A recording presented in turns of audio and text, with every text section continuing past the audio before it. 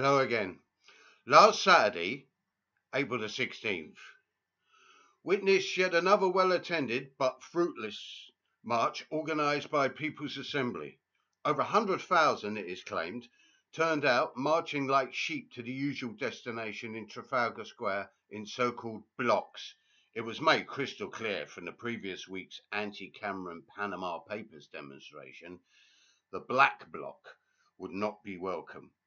As if they would bother with such a contrived spectacle. So all went well for the entire event to remain peaceful and yet again be ignored by the media whose attention the People's Assembly so much crave.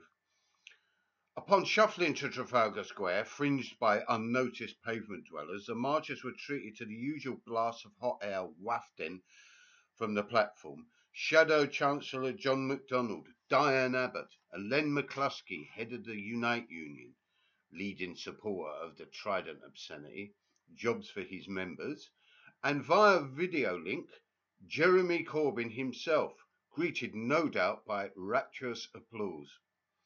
So there's no questioning the left's ability to mobilise large numbers for these passive, meaningless, law-abiding events that in reality are little more than a Labour love fest, may be supported by impotent calls for a general strike. It's like that grand old Duke of York scenario, point A to point B, and then back next year for another trudge through central London. The marchers, so far, are too well controlled, mostly by lack of imagination and gumption, plus blind faith in JC, to break out of this passive cycle, both physically and psychologically. Interesting to observe a cordon of police deployed outside Coutts, but I can safely say that no one on that march had the slightest intention of damaging Her Majesty's bankers' property.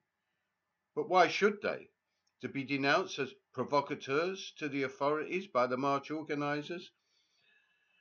And as if standing around all day in the bitter chill, lapping up the hollow rhetoric from the platform, after this, these skillfully herded kittens would go on the rampage. There's been some discussion amongst anarchists and other militants whether it's worth turning up for such events, hoping maybe to gather a critical mass and maybe embark on some direct action with possible disgruntled elements there, or even to agitate putting over alternatives. So long as it doesn't detract from what we're doing in the real world, I'd say it is. Because if we want to put over alternatives and be subversive with these people, we have to be there. But on our own terms. And there are alternatives to put. Direct action, class war, occupations, mass squats, resisting evictions, taking to the streets without permission of the authorities, taking the fight to the enemy, the political and social system in total, and supporting worthwhile resistance everywhere, and creating our own autonomous spaces, and of course, as I said, doing our own stuff.